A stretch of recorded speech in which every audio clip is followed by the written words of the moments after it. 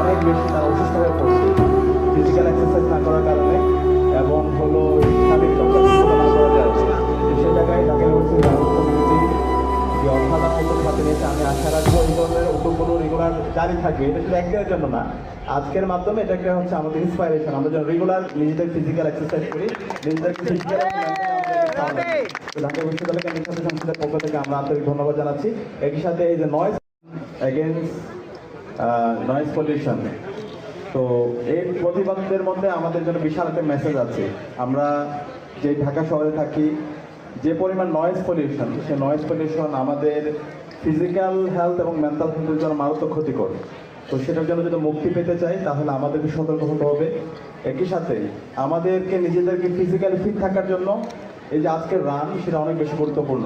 আজকে আমরা দেখতে পাই, বিশেষ করে যদি দেখি তরুণরা অনেক বেশি তারা অসুস্থ হয়ে পড়ছে ফিজিক্যাল এক্সারসাইজ না করার কারণে এবং হলো শারীরিক চর্চা ঠিকমতো না করার কারণে।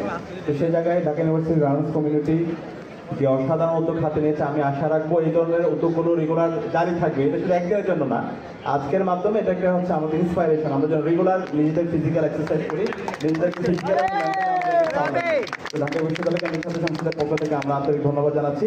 একই সাথে এই যে